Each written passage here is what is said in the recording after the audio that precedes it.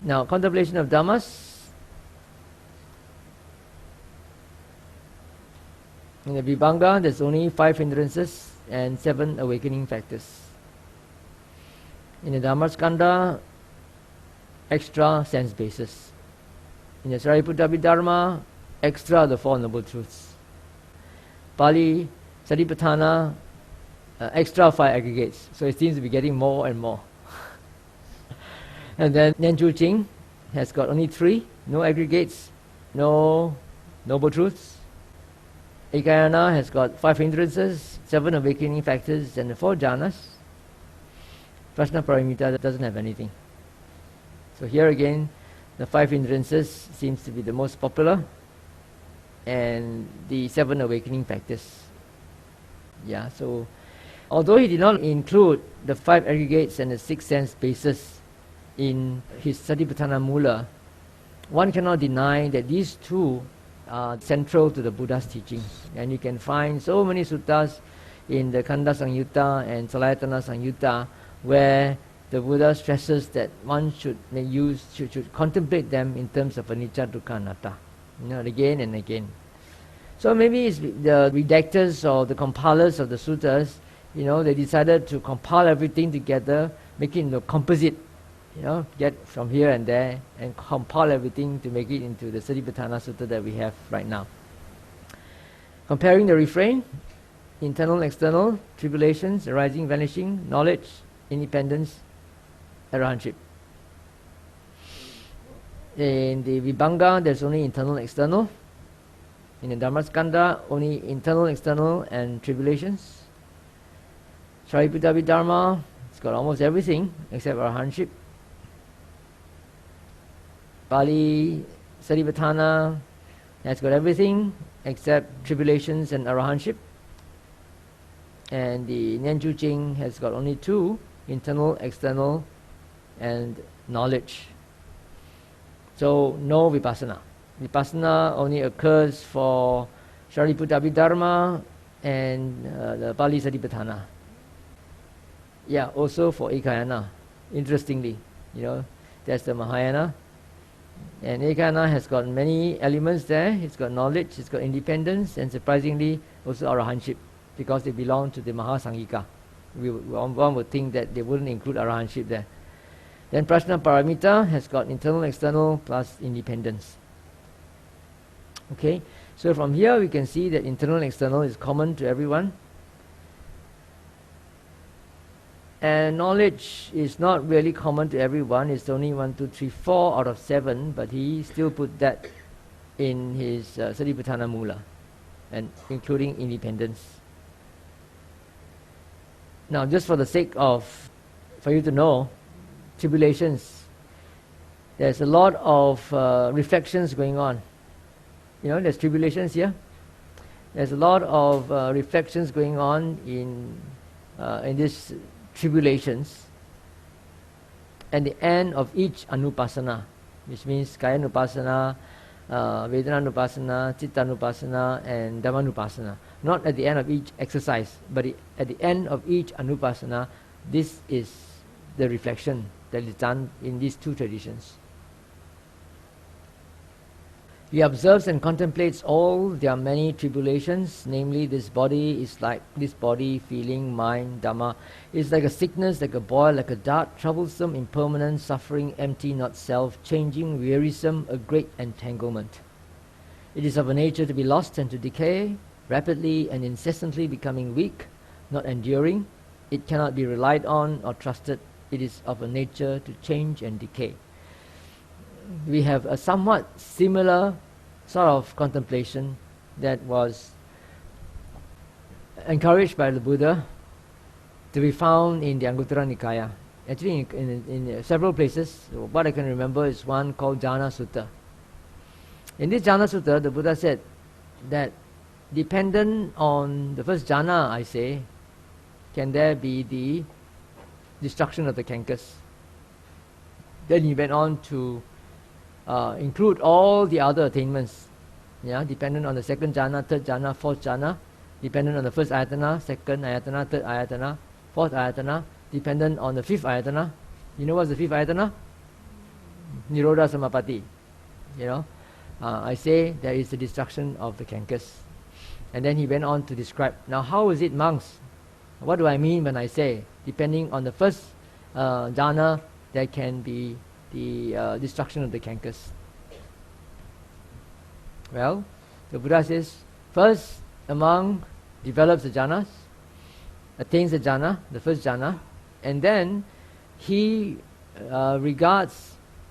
contemplates whatever that is included in the 5 aggregates, in a jhana, in terms of, it's like a dart, it's like a ball, it's like all these things are some of these words there. And then in the end it talks about being impermanent, changing all the time, it's suffering, it's empty, it's void, it's no self.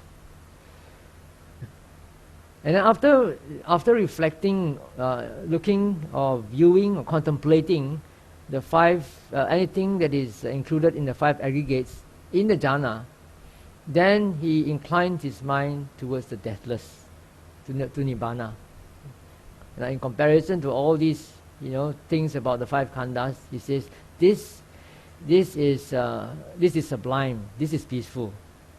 That is the stilling of all formations, right? The relinquishment of all assets, the destruction of tanha, of craving, cessation, nibbana.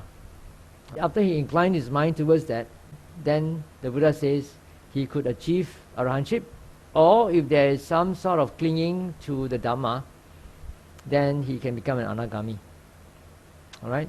So he goes on to talk about the rest of the jhanas, 2nd jhana, 3rd jhana, 4th jhana in the same way, 1st ayatana, 2nd ayatana, 3rd ayatana in the same way. Then when it comes to the 4th and 5th ayatana, he stopped. He didn't describe what to do. But in the 1st ayatana to the 3rd ayatana, instead of asking the monk to contemplate on the 5 aggregates, whatever that is included in the 5 aggregates, he asked him to contemplate whatever that is included in the 4 aggregates. Why? Because it's gone to the arupa state. There's no form anymore. It's gone beyond form. Whereas the jhanas are still within the world of form. There's still the world of form there. So anything that is associated with form, with rupa, with matter, they can still perceive and contemplate in the first 4 jhanas. In the first 3 ayatanas, not possible, because they've gone beyond form. In the 4th ayatana and the 5th ayatana, perception is questionable. Neva sanya na sanya, neither perception nor perception, ya bong bong, how to contemplate? Cannot. And then the 5th ayatana, no perception at all. It's a succession of feeling and perception. So, cannot do.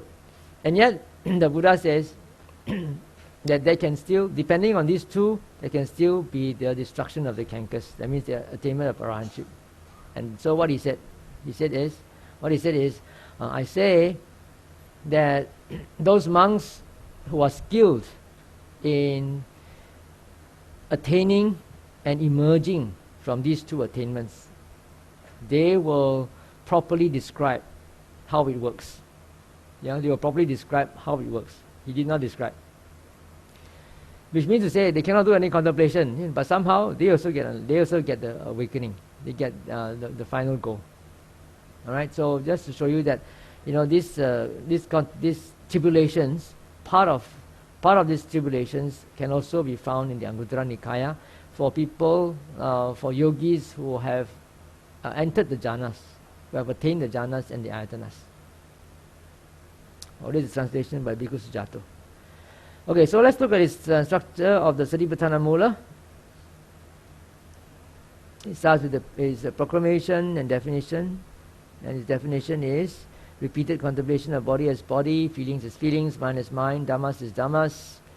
Internally, externally, both internally and externally, while being ardent, clearly knowing, being mindful, having subdued longing and dejection in regard to the world. Right? Part of the refrain in the Pali Satipatthana is now in the definition of the Mula. Then the Kaya Nupassana has only got 1 exercise, And it goes to its refrain, which is also different. It's mindful for the sake of knowledge and vision that there is or are a body, feelings, mind, Dhammas. It's independent and does not cling to anything in the world. So this also implies that he can get arahantship, although there's no vipassana refrain. So this also is a problem. Yeah. So his contemplation of the Dhammas is also very, very short, only 2 exercises instead of 5. And then it goes to conclusion. So in his concluding remarks, Ajahn Sujato has this opinion that actually his understanding of ekayana is the path of convergence. And the path of convergence to him means converging the mind into absorption. Now, his idea of jhana is still a Visuddhimagga sort of jhana, absorption. And he says that actually Satipatthana is a preliminary for right samadhi. If you look at the linear development of the Noble Eightfold Path, what precedes right samadhi? Right mindfulness, isn't it? So you must do the Satipatthana in order to get the right samadhi. If you do not do Satipatthana, if, for example, you just follow the Visuddhimagga method of doing the kasina, right? The kasinas are totally independent of the Satipatthana. You just have to sit down there, imagine, or look at a disc, and then try to close your eyes and keep on imagining and maintaining that image, and then get absorbed into it. Is that right samadhi or not? It cannot be right samadhi because it's not an outcome of right mindfulness, Satipatthana. So that's why if you read the article that I just circulated, you will see that Ajahn Thanissaro has done some critical analysis of the jhanas that are found in the suttas and the jhana that is understood by Visuddhimagga. Anyway, coming back to Ajahn Sujato's conclusion, he feels that actually the first 3 Satipatthanas are samatha. His idea of samatha is very much like Visuddhimagga, It's a path of conversion, you will get the jhanas, and vipassana occurs only in Dhammanupassana. Because in Dhammanupassana, the specific instructions are given in the main text to look at the causes and conditions of how things arise and pass away. Right? Now I differ a bit from Ajahn Sujato. My conclusions are that samatha need not necessarily mean the Visuddhimagga type of samatha. It is independent of the object. The object could be conceptual, or it could be ultimate reality, experiential reality, as long as you are able to still your mind. And I feel that the first 3 Satipatthanas, if you do not go beyond the exercises, initial exercises, it is still samatha. You only start to do vipassana when you investigate into their nature of arising and passing away. If you just do all the 4 Satipatthanas, the beginning part of all the 4 Satipatthanas is just samatha. And then when your mind is calm, then you start to investigate into the nature of arising and passing away, the causes and conditions, then only you go on to vipassana. Right? Even the first part of Dhammanupassana is just a matter of identification. Yeah, you're identifying the hindrances, you're identifying, the 5 aggregates, you're identifying the 7 factors of enlightenment and so forth. Okay, so we have reached the end of our workshop. Any questions before I summarize what we have done so far?